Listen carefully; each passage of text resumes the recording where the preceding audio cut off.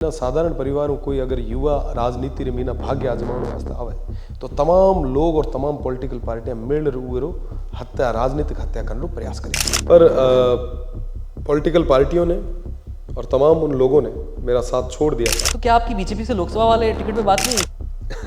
Lucky अपने आप हो जाती है, जब टिकट नहीं मिलती तो फिर लक के अलावा कुछ ऑप्शन रहता नहीं है। 7 दिन आप बीजेपी में रहे थे फिर निकल गए, तो अगर रिस्पांस अच्छा है तो अलगाव क्यों हुआ, और अगर अलगाव है तो क्या रिस्पांस देने में कमी है? विधानसभा आपने चुनाव जीता और आपने कहा कि लोगों की सेवा करेंगे, और अभी आप लोकसभा के लिए उठ रहे हैं, कहीं आपको राजनीति का चस्का तो नहीं लगता? बढ़ रहा है ऑप्शन बता क्या है। उआ लोगा बलिदानी दी है, आप उमारी भावना ना ठेस पहुंचाई।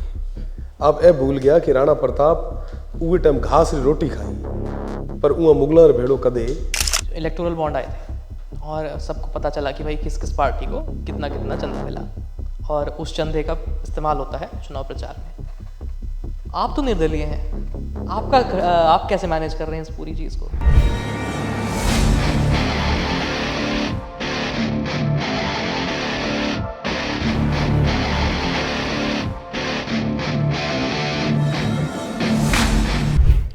26 साल का एक लड़का है, छात्र संघ का चुनाव जीता निर्दलीय होकर। इसके बाद छात्रों के मुद्दे और सेवा करते करते प्रदेश की जनता की उन्हें आवाज़ सुनाई दी, उस तरफ मुड़ गए। विधायकी का चुनाव लड़ा निर्दलीय होकर और वो भी जीत गए। इसके बाद एक एक करके जब ये चुनाव लड़ रहे थे, करीब 5 महीने पहले की बात है, जितना हम लोग इलेक्शन कवर करते हैं, तो जो बड़े बड़े नेता थे, जो बड़े बड़े खेमे थे, वो सब ये कह रहे थे कि भाई युवा है, मेच्योरिटी नहीं है और हद से हद 10-15 हज़ार वोट मिलेंगे।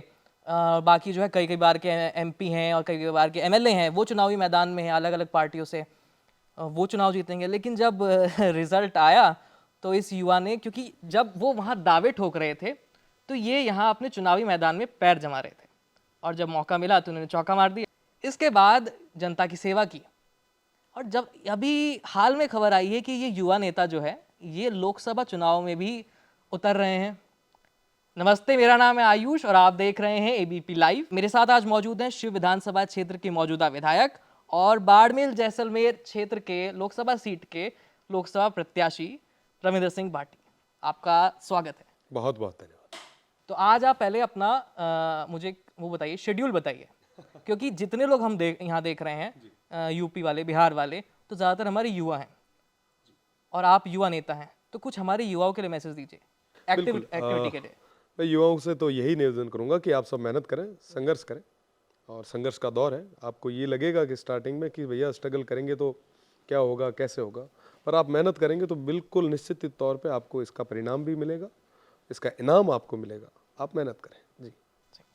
आमतौर पर क्या होता है ना कि जब विधानसभा चुनाव होते हैं, लोकसभा चुनाव होते हैं, जो दूर दराज के गांव होते हैं, वहाँ पे जो पार्टी के नेता होते हैं, प्रत्याशी होते हैं, वो अपने प्रधान के जरिए या कार्यकर्ताओं के जरिए मैसेज पहुंचवा देते हैं कि भाई फला फला जो हैं वो इस समुदाय से हैं, इस जाति से हैं, और आप उनको वोट करिए। मतलब हर क्षेत्र में नहीं जाते हैं, लेकिन जितना मैंने रिसर्च की है और इंटरव्यूज़ देखे हैं, बात करिए लोगों से, तो आप जो है कोशिश करते हैं, क्योंकि आप शिव विधानसभा क्षेत्र जो था, आपने करीब 200 किलोमीटर का वो क्षेत्र था और आपने पैदल वो सब जगह गए, तो आपने गांव को देखा, लोगों को देखा। आपसे युवा जुड़ते हैं, आपसे बुजुर्ग जुड़ते हैं, आप कहते हैं कि भाई बुजुर्गों को मैंने ज़बान दी थी, मैं अपने मूल्यों से सौदेबाजी नहीं कर सकता। तो गांव के जो आपकी सीट के गांव हैं, उनके असल मुद्दे क्या हैं? सबसे बड़ी चीज़ कि सब हमें पानी चाहिए।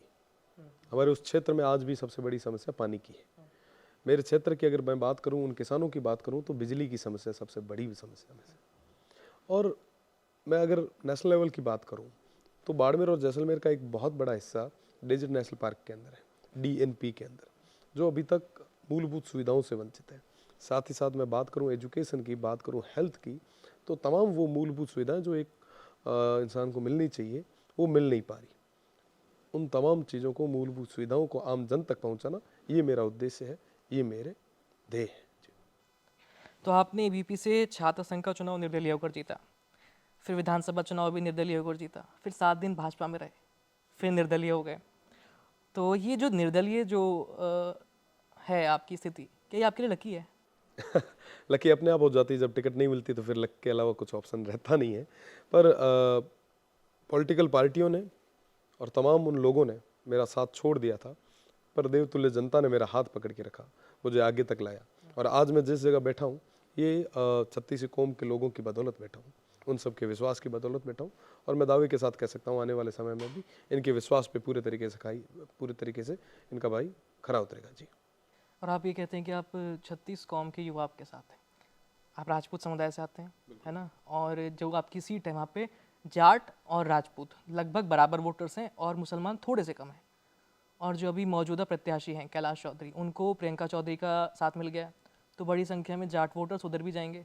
तो आप ऐसे में कैसे भी बता पाएंगे कि नहीं, एक मैं एक राइट कैंडिडेट हूँ और मुझे वोट दीजिए, मैं आपकी आवाज़ संसद तक पहुँचाऊँगा और आपके हितों के लिए लड़ूंगा? देखिए 2019 से लेके आज तक मेरे बाड़मेर, जैसलमेर और बालोतरा की जनता और विशेषकर मारवाड़ ने मुझे काम करते हुए देखा है।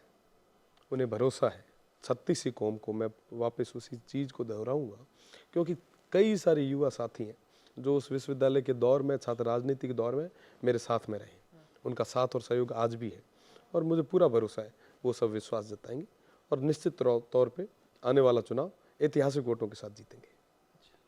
अच्छा, एक ही बताइए कि विधानसभा आपने चुनाव जीता और आपने कहा कि लोगों की सेवा करेंगे, और अभी आप लोकसभा के लिए उठ रहे हैं, तो ऐसा कुछ लोगों का कहना है कि भाई कहीं आपको राजनीति का चस्का तो नहीं लग गया है? मतलब अभी आप विधानसभा, आपने अपना टर्म पूरा नहीं किया है, 1 साल पूरा नहीं हुआ है ना, और आप लोकसभा में आ गए हैं, तो इनको आपको कैसे जवाब देंगे? देखिए ये चस्का नहीं होता, ये वक्त की डिमांड रहती है। बड़े बुजुर्गों का और जितने भी लोग मेरे से जुड़े हुए हैं उन सब का कहना था कि चुनाव लड़ो। आज अगर मैं यहाँ बैठा हूँ, आपके पास में बैठा हूँ, बात कर रहा हूँ, तो मुझे ये जगह उन तमाम लोगों ने दी है और उन लोगों की भावनाओं की कदर करते हुए मुझे चुनाव लड़ना ज़रूरी था और मैं चुनाव लड़ रहा हूँ। एक साधारण परिवार के एक साधारण से युवा पे जब 36 कौम के लोग इतना विश्वास जता रहे हैं तो उस विश्वास पर खरा उतरना मेरा कर्तव्य है और मैं मेरे कर्तव्य की पालना कर रहा हूँ। बहुत सारे जो ऐसे एनजीओज़ हैं वो अक्सर वाटर कंजर्वेशन को लेकर काम करते रहते हैं, और राजस्थान में कई डॉक्यूमेंट्रीज़ भी आई हैं। बाड़मेर में बहुत ज़्यादा सूखा है, औरतें किलोमीटर तक पानी लाती हैं पैदल चल करके। तो वहाँ पर सरकार से इतर जो एनजीओज़ हैं वो किस तरह से काम कर रहे हैं, या आप किस तरह से लोगों को मोटिवेट करने में जुटे हुए हैं? क्योंकि पानी की समस्या मतलब अब राजस्थान की है, लेकिन जहाँ तक हम सोच रहे हैं कि बाकी देशों में भी, बाकी प्रदेश में भी कहीं ना कहीं ये समस्या आ रही है। बेंगलुरु में वाटर संकट आपने देखा ही है, मध्य प्रदेश में है, महाराष्ट्र में है, तो आप अपने इलाके में कैसे देखते देखिए हैं इसको? मैं आपको बताना चाहूँगा कि एनजीओज तभी काम कर पाएंगे जब जनप्रतिनिधि, पब्लिक रिप्रेजेंटेटिव उनका हाथ पकड़ के उन्हें अपने क्षेत्र में ले जाएंगे। आज के समय में ये स्थिति परिपाटी चल रही है कि साहब एनजीओ काम करना तो चाहते हैं पर उन्हें स्पेस नहीं मिल पाता।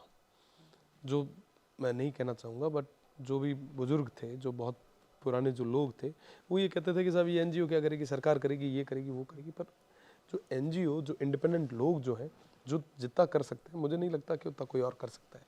जो एज ए चैरिटी में जो कर रहे हैं, जितनी मेहनत के साथ में कर रहे हैं, तो आने वाले समय में अभी भी हम कई सारे एनजीओज के साथ में काम कर रहे हैं और आने वाले समय में और कई सारे लोगों को सही ढंग से इन्वॉल्व करके पॉजिटिव रिजल्ट्स आने वाले टाइम में हम देंगे जी। अभी एक खबर आई थी कि सीएम के साथ आपने जोधपुर में चार्टर प्लेन में मुलाकात की, उसमें क्या हुआ था? बढ़िया है यार, चार्टर में कोई अगर घुमावे तो कौन कौन घूमना चाहे। आप ना कोई कहे कि चार्टर में घूमो, आप मना करो कि नहीं, बातचीत।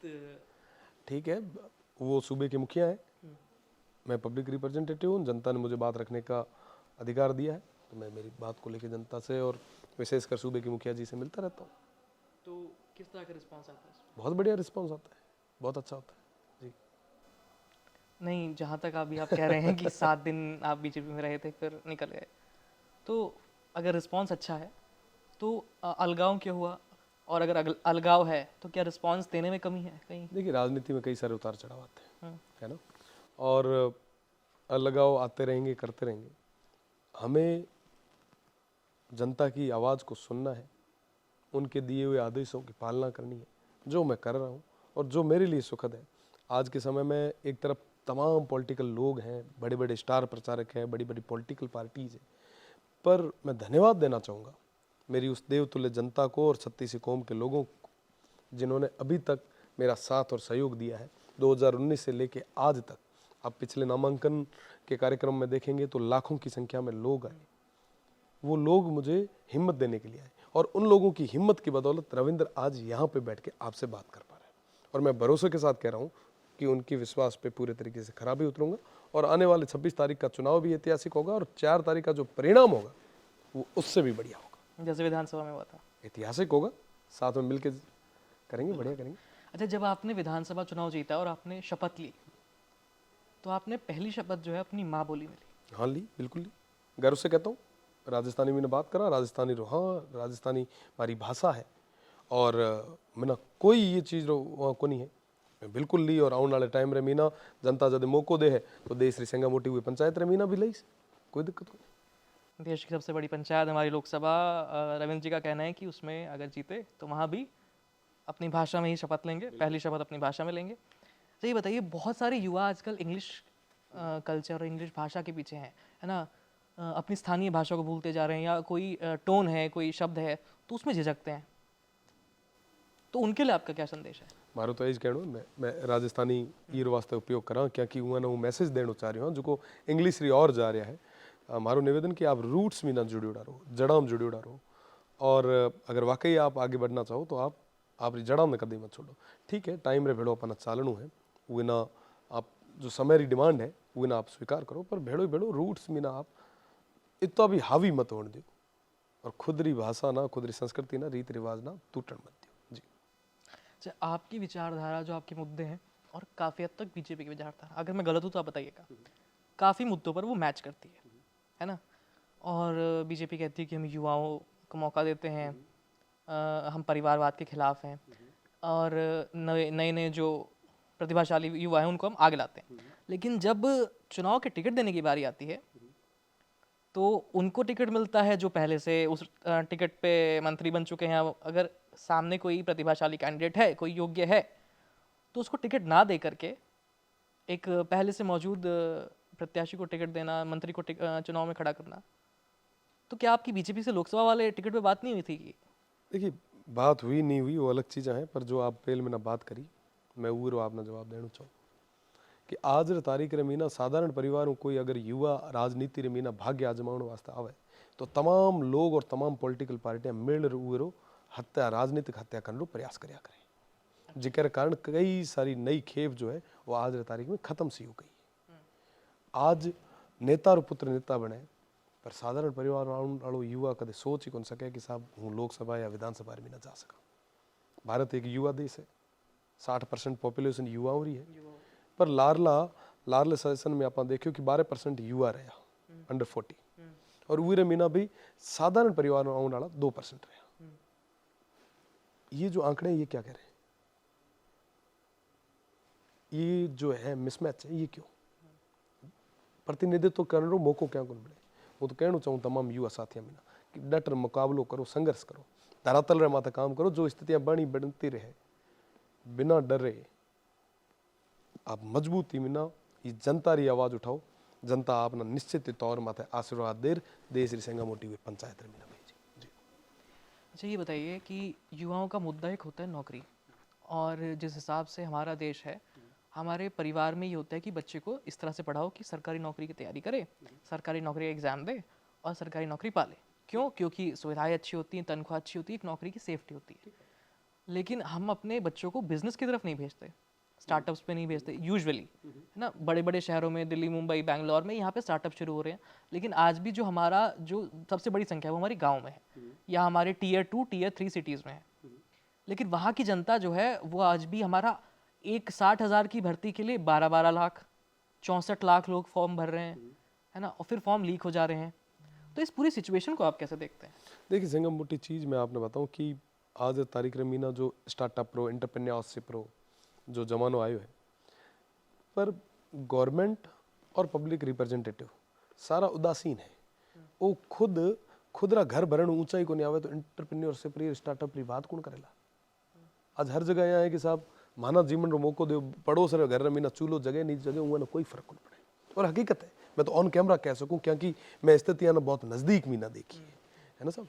और स्टार्टअप रो और एंटरप्रेन्योरशिप रो जदे आ है सिस्टम, जदे वो चीज ना समझ पा है। आज रे तारीख रे मीना जितनी भी राजनीतिक पीढ़ी है वो की वाकई स्टार्टअप को समझ रही है क्या? एंटरप्रेन्योरशिप को समझ रही है क्या?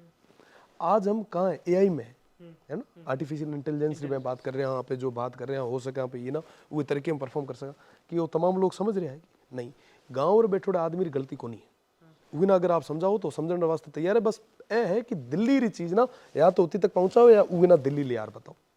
पर ये ब्रिज रो काम कौन करेला, ब्रिज रो काम करे पब्लिक रिप्रेजेंटेटिव, वो लोग जका ना चुनर पंचायत रे में ना भेजा है, पर वो कहीं कर रहा है कि वो को नहीं करे, जिकर बलबूते ने माता जिकर कारण जिकर परिणाम है कि आज भी हमारा लोग मुख्य धारा में टूटोड़ा है। उन्होंने हमेशा यही बताया है कि साहब आपना टीचर बनना है, आपना पुलिस में जानो, आपना पटवारी बनना है, आपना ग्राम सेवक बनना है, दैट्स इट। उन्हें कभी कौन कहो कि साहब देश दुनिया कठे पहुंच चुकी है, कोई कौन बतावे। और सब लोग और विशेषकर हमारी बिरादरी जो लोग है, जो राजनीति में जो जुड़े लोग है, वो हमारी बिरादरी राजनीति में तमाम जुड़े लोगों को कहना चाहूँ कि वो हमेशा यहाँ चाहे कि साहब ओ फलानो तो साहब उतनी तक ही रह जावे तो ठीक है, घणो ऊंचो आई तो केत न केत हमारा पग काटने लग जाए। अच्छा, मतलब हमारी जड़ काट देगा अगर जाहिर सी वो बात, ज्यादा प्रतिभाशाली अगर आगे आ गया जाहिर सी बात है, खुली बात है साहब। देखिए कोई भी पॉलिटिक्स में ना जुड़े आदमी हमेशा सोचे कि साहब हमारे पोतो कहाँ कर सेटल हुए उगी प्लानिंग करे करे, बेटो तो सेटल करना ही करना है ना। पर साहब वहाँ तमाम लोगों के बारे में ना तो जदे सोच पा जदे साहब आप रे बेटे मीना पोते में ऊंचो आ रही है, देश रे वास्ते, ये गाँव रे वास्ते, ये क्षेत्र रे वास्ते, ये इलाके रे वास्ते बात करे। पर वो तो हमेशा वही फिल्म रे में नहीं, जिक्र कारण स्थितियां हैं। आज रे तारीख रे में मैं अगर बात करूं तो सब ने यहाँ लगे कि साहब 26 साल लड़को जो साधारण परिवार हुआ हुआ इतनी तक कंकर पहुंचो, और ये ना गिराओ ये वास्ते क्योंकि ये ना देखे कोई और लड़का तैयार नहीं हो जावे। अगर यहाँ नई खैब तैयार होने लगी तो साहब अपना टाबर के जाए, ये कारण है सारे साजिशों और षड्यंत्र तरह खेल शुरू हो गया। पर वो दावे बेड़ो कहा कि मारी वो जनता रे माध्यम भरोसा है, आने वाले टाइम रे में वो जनता सबा ना जवाब भी दे।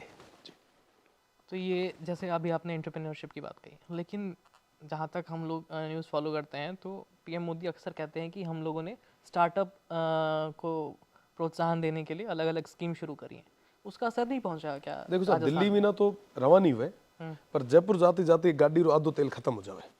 और मैं बॉर्डर माथा जेत बैठा हूँ उतनी तक तो पुगते पुगते ठाकुर कहीं हुए राम जाने जोधपुर में गाड़ी खत्म हो जावे, इंजन ही जा जावे उरो। तो हकीकत है कि यहाँ से तो सब चीज़ें हो जाती है, पर आगे जाते जाते चीज़ें नस्त नाबूद हो जाती है, जिसकी वजह से आज की डेट में ये स्थितियाँ तैयार हो चुकी हैं। लेकिन जोधपुर तो टूरिस्ट सिटी है, ब्लू सिटी है, हाँ, और इतने सारे काम किए जा रहे हैं टूरिस्ट को लेकर के, तो मतलब बड़ी संख्या में युवा वहाँ उसमें क्यों नहीं जुट रहे हैं? मैं एक बात बताना चाहूँगा कि जोधपुर से भी बड़ी मेरी जैसलमेर है, जो बहुत बड़ा टूरिज्म है ना, पर कहीं ना कहीं उसको उस लेवल पे प्रमोट नहीं किया जा रहा जिस लेवल पे किया जाना चाहिए था। और कई सारी फेल्योर कहीं ना कहीं गवर्नमेंट्स का रहा, चाहे वो पक्ष की रही चाहे विपक्ष की रही, जिसके कारण ये स्थितियाँ तैयार हो चुकी। मैं आपको दावे के साथ कह सकता हूँ आने वाले समय में जैसलमेर का जो इतिहास है, जो उसकी खूबसूरती है, उसको विश्व पटल पे लाने का काम हम सब मिलके करेंगे। और चलिए ये बात हो रही थी, एक बार सरकारी नौकरियों पे बात कर लेते हैं, क्योंकि राजस्थान में रिकॉर्ड तोड़ पेपर लीक हुए हैं, है ना, पिछली सरकार में, और हज़ारों की संख्या में जो है युवा बार बार पेपर देते हैं, हताश होते हैं, उन पे लाठियाँ भी चलती हैं, और सरकारें कहती है कि हम कार्रवाई करेंगे, गठन आयोग का गठन करेंगे, फिर रिपोर्ट आती है, पता चलता है कोई अंदर का ही था, है ना, कई में रिपोर्ट आई भी नहीं है। मौजूदा सरकार जो बनी है इन्होंने भी कहा था युवाओं के लिए करेंगे। देखो पिछली गवर्नमेंट ने जो किया उसका परिणाम उन्हें मिला, उन्हें भुगतना पड़ा। वर्तमान में जो सरकार काम कर रही है, मैं आशा करता हूँ युवाओं के साथ किसी भी तरीके का अन्याय नहीं होगा। अगर युवाओं के साथ में अन्याय हुआ तो युवा अब समझदार है, जवाब देना भी जानता है जी।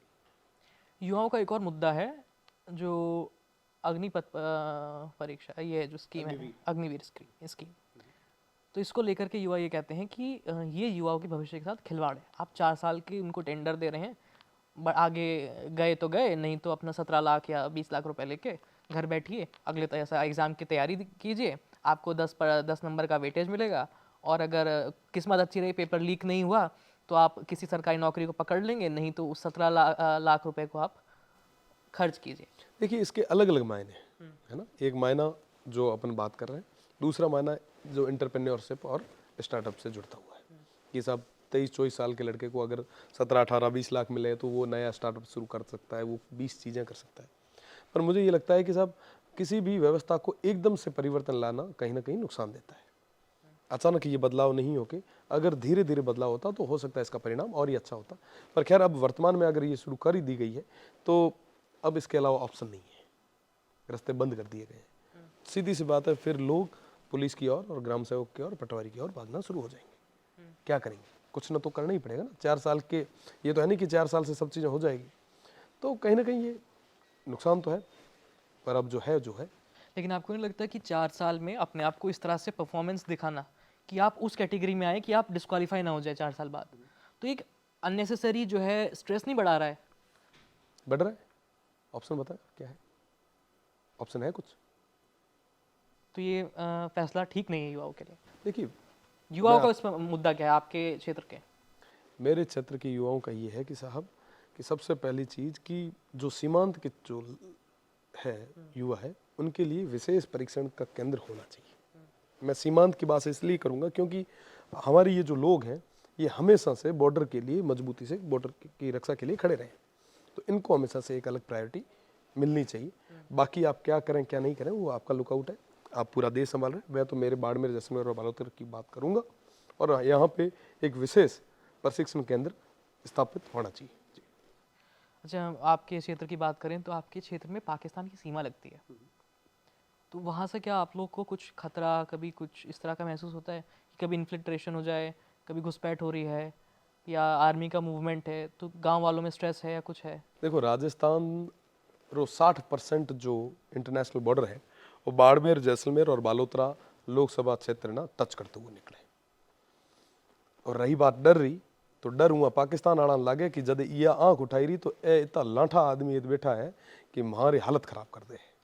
तो डर तो उआ ना लगे जगह 65 और 71 महीना माना लड़ते देखिया, माना खून बहाते देखिया, बलिदानी देते देखिया, तो डर तो उआ ना लगे। मैं तो हर बार लड़ने वास्ते, ये देश वास्ते तैयार रहे, हाँ, आने वाले टाइम रे मीना भी मजबूती में तैयार रहे। बिल्कुल। अच्छा, ये बताइए, कल, आज 11 तारीख है, जब हम इंटरव्यू शूट कर रहे हैं तो आज 11 तारीख है और रात के करीब 11:15 बज रहे हैं, तो आप इससे देख सकते हैं कि वाकई हमारे देश के युवा जो हैं वो बहुत मेहनत से काम कर रहे हैं, आप लोगों के लिए चुनाव प्रचार कर रहे हैं। और कल 12 तारीख है, कल पीएम का दौरा है आपके लोकसभा क्षेत्र में, वो अपने कैंडिडेट के प्रचार के लिए आ रहे हैं।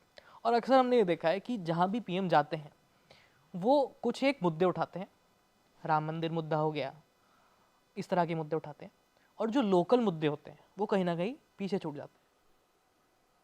देखिए, मोदी जी पधारे, उनका स्वागत, और मैं आशा करा काले जो को भी मुद्दा उठा जिसे उरे मीना बाड़मेर जैसलमेर की बात हो करे, एड़ो माना आशा और विश्वास है। जी।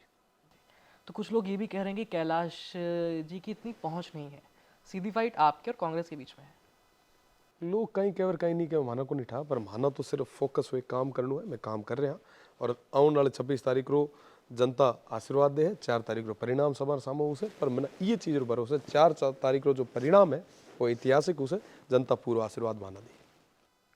अच्छा, एक बहुत अभी करंट में टॉपिक चल रहा है और मैंने सोचा कि आपसे उस पे बारे में सवाल पूछते हैं। अभी हाल ही में कुछ नेताओं के इस तरह के बयान रहे हैं राजपूत समुदाय को लेकर के कि आपने मुगलों के साथ रोटी बेटे का रिश्ता किया, उसके बाद एक नेता कहते हैं कि आपने अंग्रेज़ों के साथ ऐसा किया, और उसको लेकर के, वो रूपाला जी का कमेंट है गुजरात में, और उसको लेकर के भयानक राजनीति उथल पुथल मची हुई है गुजरात में। पूरा राजपूत समाज जो है खिलाफ हो गया है बीजेपी के कि भाई आपने हमारे खिलाफ ऐसा क्यों कहा, क्या आपके पास क्या सबूत है? तो आप इस पूरे परिवेश को किस तरह से देखते हैं? इस ऐतिहासिक इसमें बातें क्या हैं और आपका क्या कमेंट है? देखो, पहली चीज़ की राजनीति में जुड़े हुआ कोई भी आदमी अगर एड़ी बात करे तो वो शोभा को नहीं दिया करे।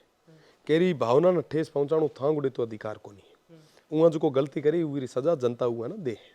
और गुजरात रे मीना जो भी मूवमेंट हुआ है तो ये जिम्मेदार वो खुद है। और साथ ही साथ में आप जकारी बात करो, उहाँ लोगा बलिदानी दी है, आप उहारी भावना न ठेस पहुंचाई। आप ए भूल गया कि राणा प्रताप उहे टाइम घास री रोटी खाई, पर उहाँ मुगला भेड़ो कदे समझो तो कौन करियो। आज उहारी बलिदानी ना था 5 मिनट बिना उथल पुथल करती।